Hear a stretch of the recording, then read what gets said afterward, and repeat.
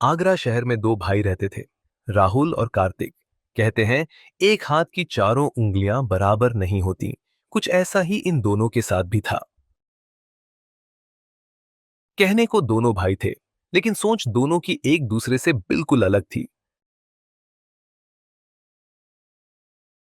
राहुल दूसरों की मदद करता था। वो हर महीने जरूरत का सामान गरीबों में डोनेट करता था। दूसरी तरफ कार्तिक हमेशा खुद के ही बारे में सोचता था। जहां से उसे जो मिल जाता, वो अपने लिए जमा कर लेता था। गरीबों में डोनेट करने की आदत ने राहुल की जिंदगी को पॉजिटिविटी से भर दिया था। वहीं दूसरों का धन अपना बनाते बनाते कार्तिक की जिंदगी नेगेटिविटी से भर गई थी। कुछ ऐसा ही एटम्स के साथ भी होता है।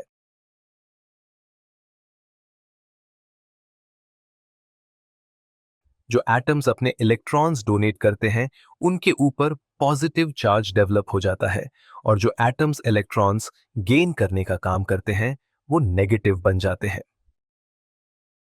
दोस्तों, यहीं से आयंस की कहानी शुरू होती है।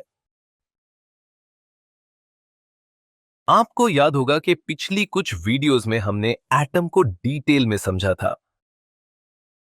हम जानते हैं कि एटम के सेंटर में एक न्यूक्लियस होता है, जिसमें प्रोटॉन्स और न्यूट्रॉन्स पाए जाते हैं। इस न्यूक्लियस के चारों तरफ negatively charged electrons fixed energy shells में घूमते रहते हैं।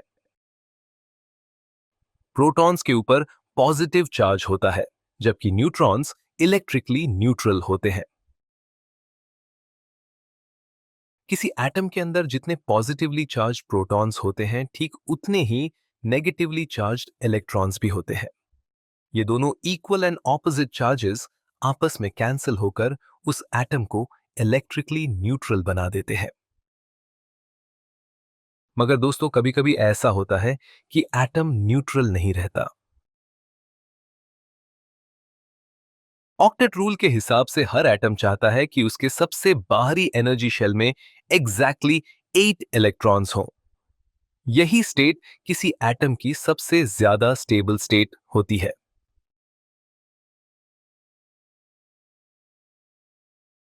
अपने आउटर मोस्ट शेल में 8 इलेक्ट्रॉन्स पूरे करने के लिए एटम्स तीन काम करते हैं।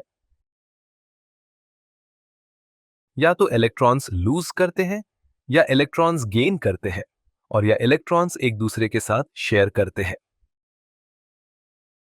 जब कोई एटम इलेक्ट्रॉन्स लूज या गेन करता है, तो उसके ऊपर चार्ज डेवलप हो जाता है, और वो एटम आयन में बदल जाता है। इलेक्ट्रॉन्स लूज करने से जिन एटम्स के ऊपर पॉजिटिव चार्ज डेवलप होता है, उनको हम कैटायंस कहते हैं। वहीं इलेक्ट्रॉन्स गेन करने से जिन एटम्स के ऊपर नेगेटिव चार्ज डेवलप होता है, उनको हम एनायंस कहते हैं। चलिए दोनों को अच्छे से समझते हैं। Formation of cations. Positively charged particles को हम कैटायंस कहते हैं। फॉर एग्जाम्पल, जब सोडियम एटम के ऊपर पॉजिटिव चार्ज डेवलप हो जाता है, तो वो सोडियम कैटायन में बदल जाता है। सोडियम का एटॉमिक नंबर 11 होता है। इसके एटम में 11 प्रोटॉन्स, 11 इलेक्ट्रॉन्स और 12 न्यूट्रॉन्स होते हैं। इसकी इलेक्ट्रॉनिक कॉन्फ़िगरेशन से पता चलता है कि इसके फर्स्ट शेल में 2, सेकंड शेल में 8 और थर्ड शेल में ओनली 1 इलेक्ट्रॉन है। ऑक्टेट स्टेट हासिल करने के लिए सोडियम एटम अपना एक इलेक्ट्रॉन लूज कर देता है। एक इलेक्ट्रॉन लूज करने के बाद इलेक्ट्रॉन्स की संख्या घटकर 10 रह जाती है। पहले 11 प्रोटॉन्स और 11 इलेक्ट्रॉन्स ने सोडियम का चार्ज बैलेंस करके इसको न्यूट्रल बना रखा था। इलेक्ट्रॉन लूज करने के बाद इसके ऊपर का नेट नेगेटिव चार्ज कम हो गया, और सोडियम एटम पॉजिटिव कैटायन में बदल गया।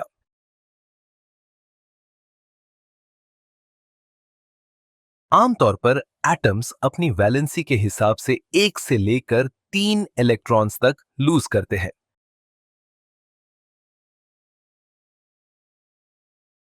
जो एटम जितने इलेक्ट्रॉन्स लूज करता है, उसके आयन पर उतना ही पॉजिटिव चार्ज डेवलप होता है।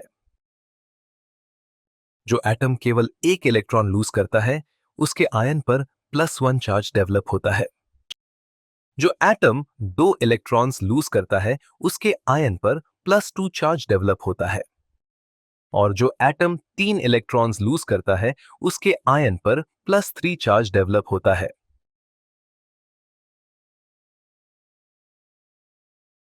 कौन सा एटम कितने इलेक्ट्रॉन्स लूज करेगा, ये उसकी वैलेंसी पर डिपेंड करता है।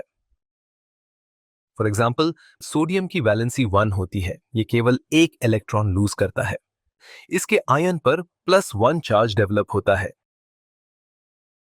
मैग्नीशियम की वैलेंसी 2 होती है, ये 2 इलेक्ट्रॉन्स लूज करता है। इसके आयन पर +2 चार्ज डेवलप होता है। एल्यूमिनियम की वैलेंसी 3 होती है, ये 3 इलेक्ट्रॉन्स लूज करता है। इसके आयन पर +3 चार्ज डेवलप होता है। चलिए अब एनायंस को भी समझते हैं। Formation of anions. Negatively charge particles को हम एनायंस कहते हैं। फॉर एग्जाम्पल, जब क्लोरीन एटम के ऊपर नेगेटिव चार्ज डेवलप हो जाता है, तो वो क्लोराइड एनायन में बदल जाता है। क्लोरीन का एटॉमिक नंबर 17 होता है। इसके एटम में 17 प्रोटॉन्स, 17 इलेक्ट्रॉन्स और 18 न्यूट्रॉन्स होते हैं। इसकी इलेक्ट्रॉनिक कॉन्फ़िगरेशन से पता चलता है कि इसके फर्स्ट शेल में 2, सेकंड शेल में 8 और थर्ड शेल में 7 इलेक्ट्रॉन्स हैं। ऑक्टेट स्टेट हासिल करने के लिए क्लोरीन एटम अपने आउटर मोस्ट शेल में किसी दूसरे एटम का लूज किया गया एक इलेक्ट्रॉन गेन कर लेता है।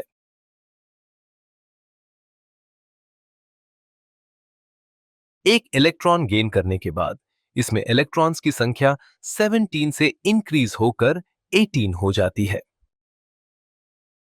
इलेक्ट्रॉन गेन करने से पहले 17 प्रोटॉन्स और 17 इलेक्ट्रॉन्स ने क्लोरीन का चार्ज बैलेंस करके इसको न्यूट्रल बना रखा था। एक इलेक्ट्रॉन गेन करने के बाद इसके ऊपर का नेट नेगेटिव चार्ज इंक्रीज हो गया और क्लोरीन एटम नेगेटिव एनायन में बदल गया।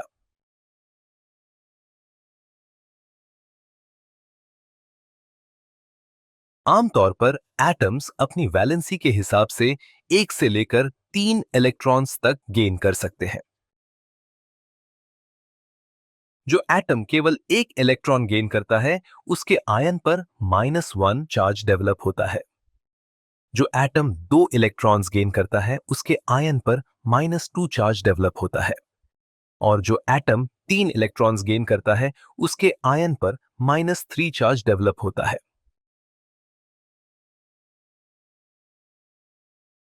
कौन सा एटम कितने इलेक्ट्रॉन्स गेन करेगा, ये उसकी वैलेंसी पर डिपेंड करता है। फॉर एग्जाम्पल, क्लोरीन की वैलेंसी 1 होती है, ये केवल एक इलेक्ट्रॉन गेन करता है। इसके आयन पर -1 चार्ज डेवलप होता है। ऑक्सीजन की वैलेंसी 2 होती है, ये 2 इलेक्ट्रॉन्स गेन करता है। इसके आयन पर -2 चार्ज डेवलप होता है। नाइट्रोजन की वैलेंसी 3 होती है, ये 3 इलेक्ट्रॉन्स गेन करता है।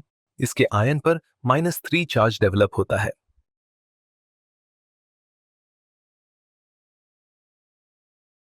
एक जनरल रूल के हिसाब से पीरियोडिक टेबल के मेटल्स इलेक्ट्रॉन्स लूज करके कैटायंस बनाते हैं। वहीं पीरियोडिक टेबल के नॉन मेटल्स इलेक्ट्रॉन्स गेन करके एनायंस बनाते हैं।